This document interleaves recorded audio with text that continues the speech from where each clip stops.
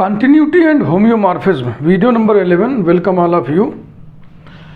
Miscellaneous theorems का ये पहला पार्ट है। मिसलेनियस थ्योरम्स के नाम पर हम लोग कुछ थ्योरम्स देखेंगे। अभी तक हम कंटिन्यूटी और होम्योमॉर्फिज्म देख रहे थे। अगेन कंटिन्यूटी पर बेस्ड कुछ थ्योरम्स देखिए। Theorem number 1,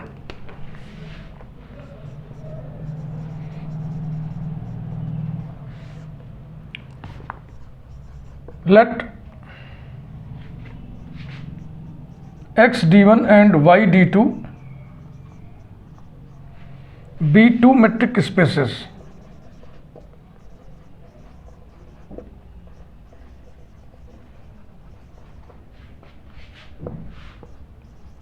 let f and g be two continuous mappings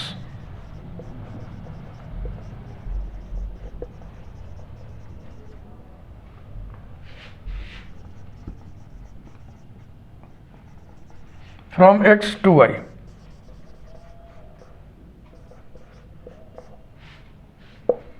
Then the set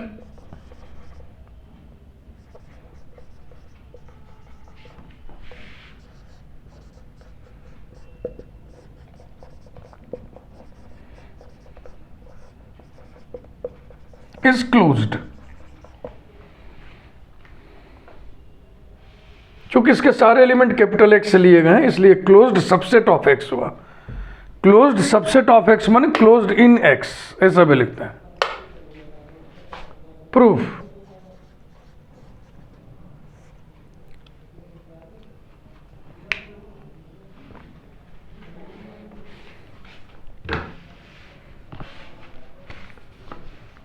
इस सेट को एक नोटेशन दे दे रहे हैं हम, F.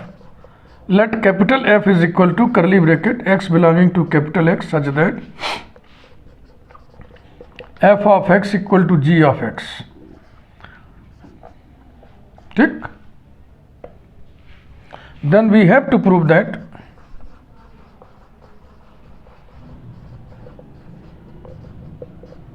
capital F is closed, that is capital F complement is open. Clear. अब ओपन सेट का definition आपको एक बार याद दिला दें। G is open if for each x belonging to G there exists r greater than 0 such that open sphere S x r is subset of G. यानी कि जी के हर पॉइंट पर सेंटर्ड एक ऐसा ओपन स्फीयर एग्जिस्ट करता है जो जी के अंदर है, जी में कंटेन्ड है, जी का सबसेट है, यूँ कह लें। जी के हर पॉइंट पर सेंटर्ड, तो एफ कॉम्प्लीमेंट के हर पॉइंट पर सेंटर्ड एक ऐसा ओपन स्फीयर एग्जिस्ट करेगा जो एफ कॉम्प्लीमेंट का सबसेट होगा। हर पॉइंट पर सेंटर्ड, तो आर्बिट्रेरी पॉइंट से शुरू करें। Let x be arbitrary point, लेकिन एक्स हम नहीं लेंगे क्योंकि एक्स खाली नहीं है, सिंबल खाली नहीं, कोई और सिंबल यूज कर लें। Let small a be an arbitrary point लिखिए, be any point, be an arbitrary element या point of capital F complement. Then a does not belong to capital F and so अगर a इस set में होता तो F of a equal to G of a होता। A इस set में नहीं है इसलिए F of a not equal to G of a. F of a, g of a distinct points हैं, इसलिए एफ ऑफ ए और जी ऑफ ए के बीच की दूरी मीट्रिक जिसको हम कहते हैं वो पॉजिटिव होगा। लेट देखो f of a, g of a images हैं, तो ये कहाँ होंगे सर? वाई में होंगे, और वाई के साथ जो असाइंड मीट्रिक है वो D2 है। कैपिटल एक्स के साथ जो मीट्रिक असाइंड है वो D1 है। Let D2 of f of a, g of a equals to r, then r is a positive number. Positive real number लिखा रहता है, लेकिन जब हम पॉजिटिव निगेटिव नंबर लिखते हैं तो रियल शब्द नहीं लिखते। मैं अपनी बात बता रहा हूँ, लॉजिक हमारा ये है कि अगर हमने पॉजिटिव नंबर लिख दिया तो रियल ही नंबर होगा, कॉम्प्लेक्स नंबर इमेजिनरी नंबर नहीं होगा, क्योंकि इमेजिनरी नंबर या कॉम्प्लेक्स नंबर पॉजिटिव निगेटिव नहीं होते, वो बस जीरो होते हैं या तो नॉन जीरो होते हैं। पॉजिटिव निगेटिव ये गुण किसका है? रियल नंबर का। तो r is a positive number. अब पकड़े इस बात को कि f भी कंटिन्यूअस है, g भी कंटिन्यूअस है। Since f from x to y and g also from x to y are continuous,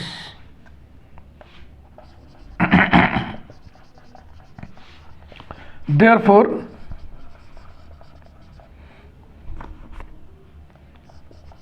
for r greater than 0 there exists delta greater than 0 such that d2 of f of a f of x less than r by 3 whenever d1 of ax less than delta and d2 of, यही g function के लिए ऐसे result लिखिए, g of a g of x less than r by 3 whenever d1 of ax is less than delta। इन दोनों के इकट्ठा result हम numbering कर दे रहे हैं 1। ये डेफिनेशन लिखा गया सर, कंटिन्यूटी का डेफिनेशन है, पहला डेफिनेशन यही लिखा। आप देखें, पहला वीडियो देखें, पहला या दूसरा, पहले में अगर प्रीफेस होगा तो दूसरा देखिए, नहीं तो पहले में ही डेफिनेशन होगा। डेफिनेशन तो आपको मालूम ही होना चाहिए, 11वां वीडियो आप पढ़ रहे हैं। अब हम ट्रायंगुलर इनइक्वलिटी का इस्तेमाल करेंगे d2 में। By triangular inequality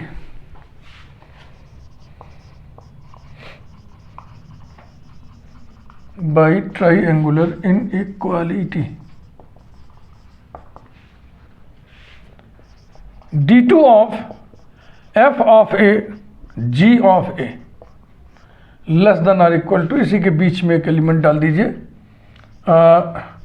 d2 of f of a f of x plus d2 of f of x g of a।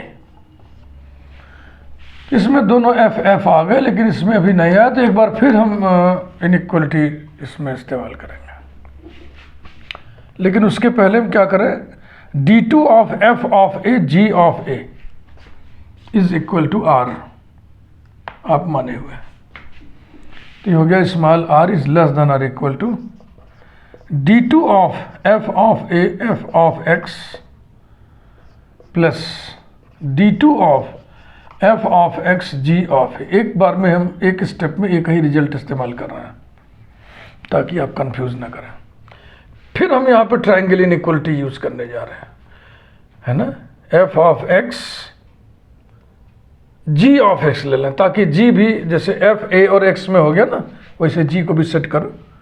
तो less than or equal to d2 of f of a f of x plus d2 of f of x g of x plus d2 of g of x g of a। ये रहा। अब आप number 1 का इस्तेमाल कर रहे हैं, d2 of f of a f of x d2 of g of a g of x, माने कि ये भी और ये भी दोनों r/3 से छोटे हैं उस कंडीशन पर, तो less then r/3 plus d2 of f of x g of x plus r/3।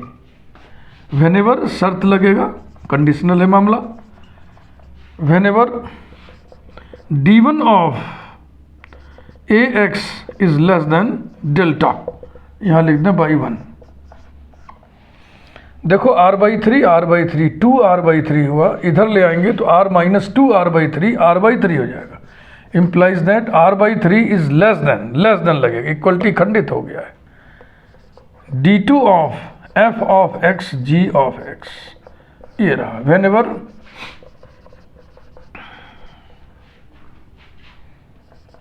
d1 of ax is less than delta,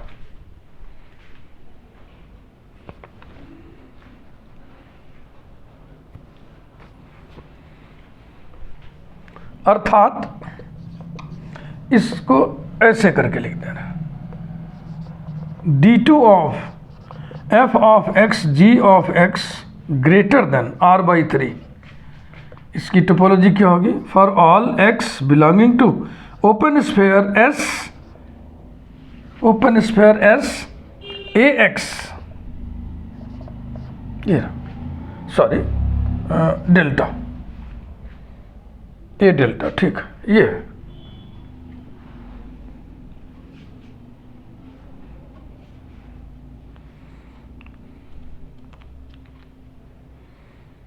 देखो इतना हिस्सा हमको ये बता रहा है कि f of x g of x बराबर नहीं होगा,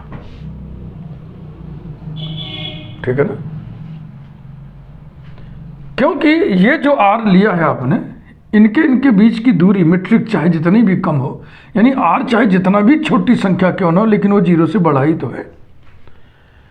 तो r/3 पॉजिटिव नंबर होगा चाहे जितना भी छोटा होगा, ये उससे बड़ा है तो इसका मतलब 0 तो होगा नहीं कभी। d2 ऑफ fx gx 0 तो होगा नहीं, ताकि हम लिख दें fx बराबर g ऑफ x।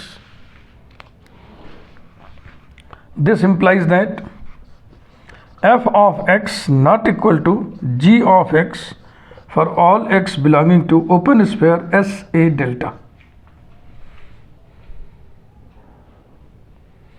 अगर यहाँ इक्वलिटी होती तो हम कहते x बिलोंग्स टू f। अगर f का स्ट्रक्चर आपको याद है, न याद हो तो मैं फिर लिख दे रहा हूँ। जिस सेट को हम लोग f माने थे, दिया हुआ सेट था x belonging to x such that f of x equal to g of x। चूंकि ये not equal to g of x है, इसका मतलब x इस सेट में नहीं है।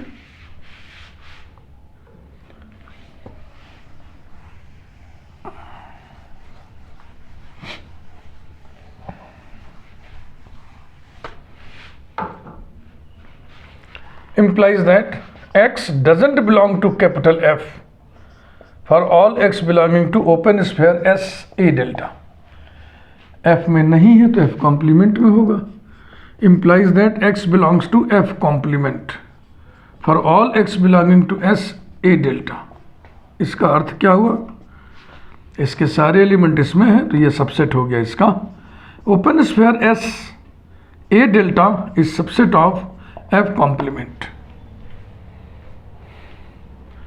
शुरुआत आपने किया था कि let A be any element of F complement, तब उसको जनरलाइज करके लिखिए। देयरफॉर फॉर ईच या for every element A belonging to F complement, for each a belonging to F complement, comma, there exists delta greater than 0 such that open sphere S a delta is subset of F complement। F complement के प्रत्येक point पर centred एक open sphere इस तरीके से exist कर रहा है जो F complement का सबसेट है। यही तो डेफिनेशन ओपननेस की। And so F complement is open, that is F is closed, यही प्रूव करना था। F is closed. इसी थ्योरम को हम एक्सटेंड करेंगे अब थ्योरम नंबर 2 में। इस रिजल्ट को एक्सटेंड करेंगे, इस थ्योरम को नहीं, इस रिजल्ट को।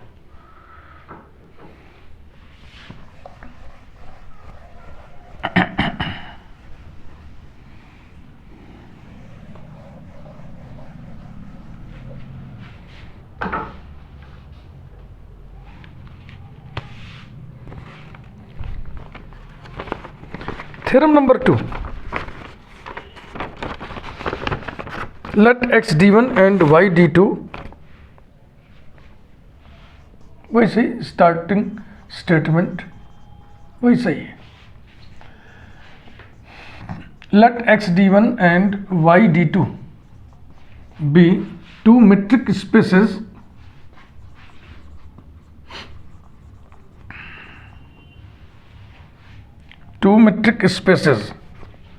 full stop. Let f and g be continuous mappings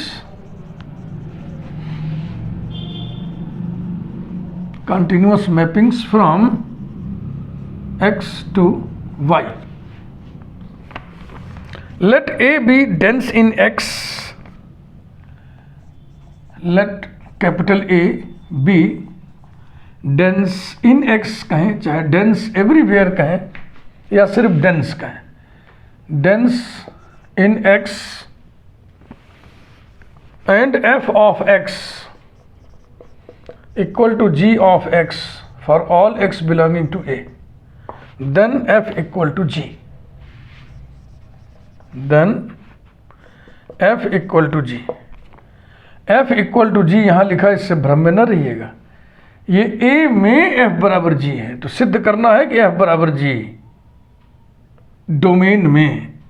f और g के डोमेन कौन है? x और y. f बराबर g A में दिया हुआ है, f बराबर g x में सिद्ध करना है. क्लियर हुआ भैया? Proof.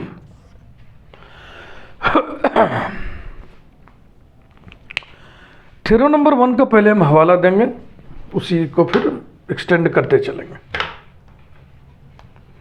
We know that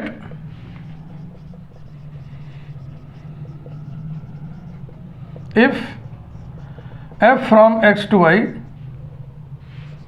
g also from x to y are continuous mappings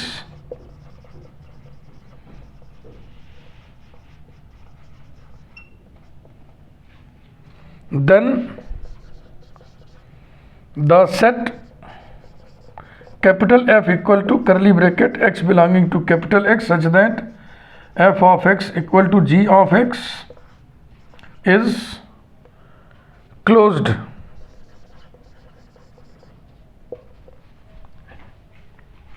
Now f of x equal to g of x for all x belonging to A, ये दिया हुआ है, ये दिया हुआ है.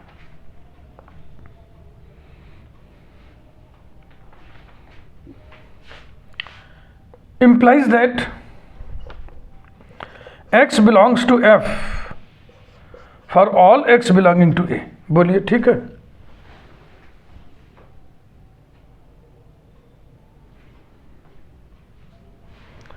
f में x के वही पॉइंट्स होंगे.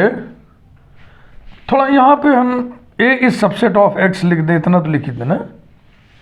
तो ये x का एलिमेंट है, तो इस सेट में x के वो एलिमेंट होते हैं जिसके लिए fx gx बराबर हो. तो fx gx बराबर है x के इन पॉइंट्स के लिए, तो x f में होगा for all x belonging to A. इसका मतलब A के सारे पॉइंट f में है, इसका मतलब A सबसेट हो गया f का. This implies that A is subset of f and so A is subset of f. Closure implies that, sorry, A closure is subset of f closure. A closure is subset of f. कारण लिखे since f is closed, इसलिए f का closure f के बराबर होगा. इससे आप number 1 कर लीजिए. इसके बाद एक गिवन फैक्ट का इस्तेमाल अभी हम लोग नहीं किए हैं. ये लिखा है A is dense everywhere. A is dense in x. माने A का क्लोजर x के बराबर होगा. Given that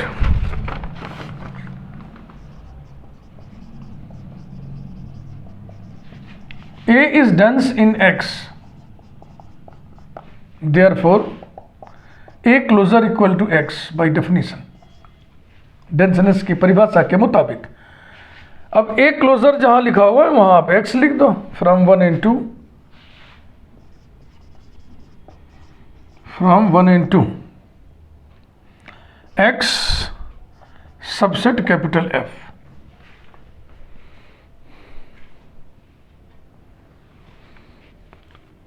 इसलिए f बराबर x हो गया।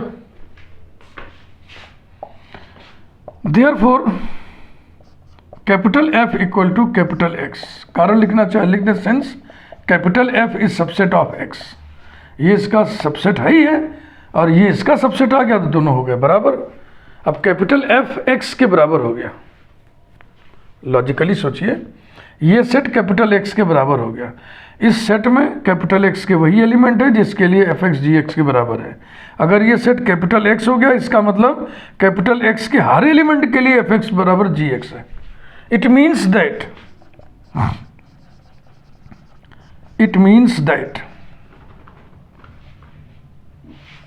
f of x is equal to g of x for all x belonging to capital X।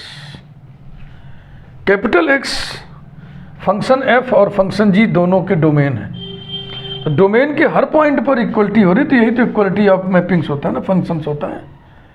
And so f is equal to g। यहाँ एक बार फिर हम एक चीज एलिवेट कर रहे हैं, noting the fact that capital X is common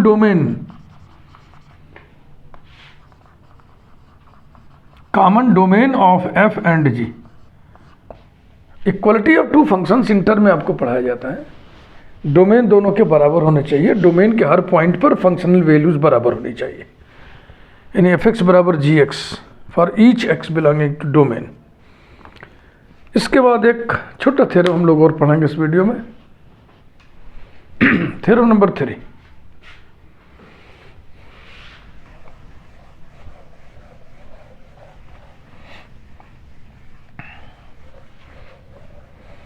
अगर ये वीडियो आप देख रहे हैं और इसके पहले के वीडियोस अभी तक नहीं देखे हुए हैं, अचानक ये खुल गया है, देखना है आप, तो पहले के वीडियोस भी देख लें। वीडियो नंबर 11 है, इसका मतलब इसके पहले 10 वीडियो है।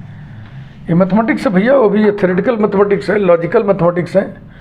इसमें तो कड़ी से कड़ी जुड़ती ही चलती है, बिना सारा पढ़े समझ में नहीं आता है।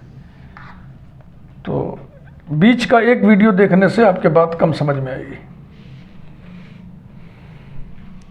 Theorem number 3,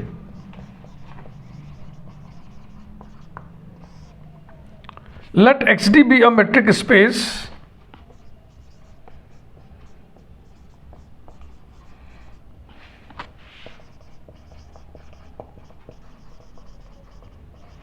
and A be a fixed point of X।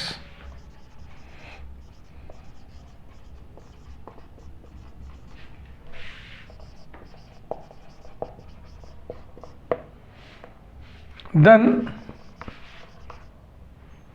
the mapping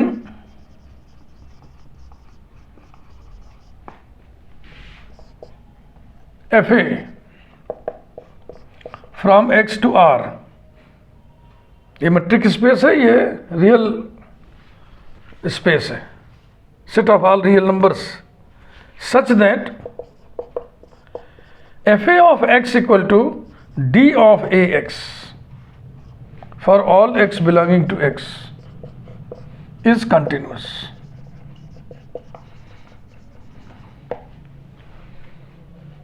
प्राय इधर भी मेट्रिक आप ले रहे थे, इसके साथ D1 मेट्रिक के साइन है तो इसके साथ D2 है, लेकिन इसमें थोड़ा चेंज है।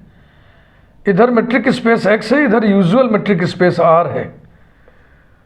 इधर जहाँ D ऑफ XY लिखते हैं तो यहाँ लिखते हैं मॉड X माइनस वाई। याद है ना usual metric space? Usual metric space में dxy बराबर होता है mod of x minus y. इसके दो एलिमेंट्स की दूरी हम d से नापेंगे। इसके दो एलिमेंट्स की दूरी मॉडुलस डिफरेंस ऑफ मॉडुलस का डिफरेंस ऑफ मॉडुलस में गलत बोल दिया, मॉडुलस ऑफ डिफरेंस से नापेंगे, ऐसे सही बोलिए, मॉडुलस ऑफ डिफरेंस लिखेंगे फिर मॉडुलस। इधर d ऑफ 2 पॉइंट्स, ऐसा। Proof, we know that difference between two sides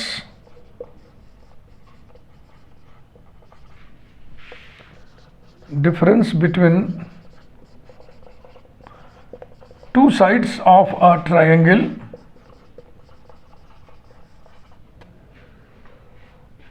is not greater than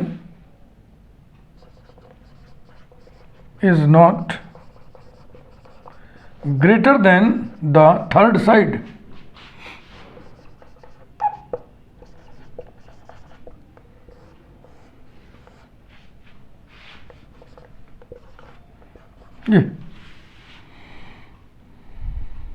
ये साइड और ये साइड जोड़ो, अंतर निकालोगे इस लेंथ में से इस लेंथ, यानी distance between a and x और distance between a and y, माने डी ए एक्स और डी ए वाई का अंतर डी एक्स वाई से बड़ा नहीं होगा, यानी छोटा होगा या बराबर होगा। Thus mod d of a x minus d of a y less than और equal to d of a y for all x comma y belonging to capital X. A तो दिया ही हुआ है, a is a fixed element of X. यहाँ mod क्यों लगा? क्योंकि जो मीट्रिक होता है वो नॉन नेगेटिव नंबर होता है, रियल नंबर से नहीं है। तो रियल नंबर का डिफरेंस निकालोगे, रियल नंबर आ गया, इसलिए मॉड लगा है।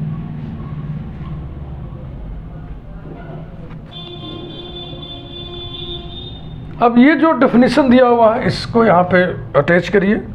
डी ए एक्स माने एफ ए ऑफ एक्स, ये हो गया, implies that mod f a of x minus f a of y less than और equal to d of a y for all x comma y belonging to capital X implies that mod fa of x minus fa of y less than epsilon whenever d of ay is less than epsilon for all x y belonging to capital X। समझ रहे हैं इस बात को? अगर ये number epsilon से छोटा हो जाए तो ये नंबर भी एप्सिलॉन से छोटा हो जाएगा। अब देखो कैसे लपेट के सारी बातों को हम लिख रहे हैं। 10 for every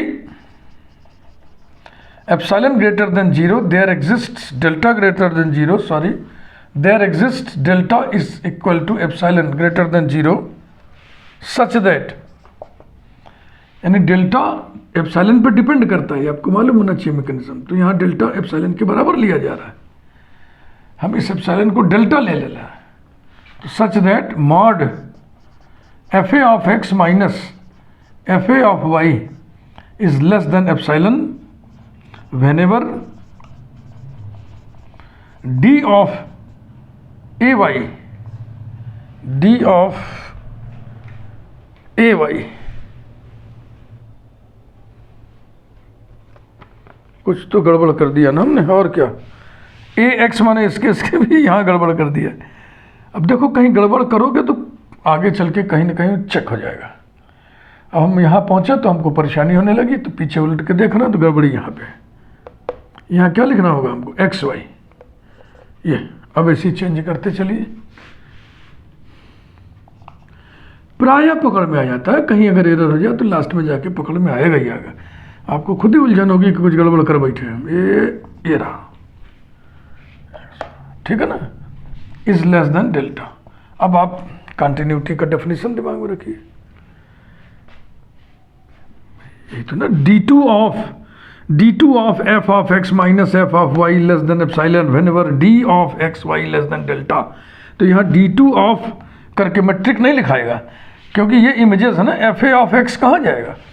F a of x r का एलिमेंट है, f a of y r का एलिमेंट है, तो ये यूजुअल मैट्रिक है आर। तो यहाँ पे मैट्रिक कैसे डिफाइन होता है? डी ऑफ एक्स वाई माने एक्स माइनस वाई। तो ये हो गया, hence f a is continuous, f a is continuous at y comma y belonging to x. Y x का पॉइंट है, जनरल पॉइंट है, आर्बिट्रेरी पॉइंट है। जनरल शब्द नहीं बोलना चाहिए, लॉजिकल मैथमेटिक्स पढ़ते समय आर्बिट्रेरी वर्ड का इस्तेमाल करना चाहिए। This implies that F a is continuous, f a is continuous in its domain, domain F A का कौन है, x, F a is continuous in capital x. अगर हम इन एक्स नहीं लिखेंगे, सिर्फ एफ ए इज कंटिन्यूअस लिख देंगे तो उसका अर्थ वही होता है। लिख दो आप फंक्शन इज कंटिन्यूअस, बस, तो कहाँ कंटिन्यूअस होगा, अपने डोमेन में। यही प्रूव करना था, यही प्रूव करना था।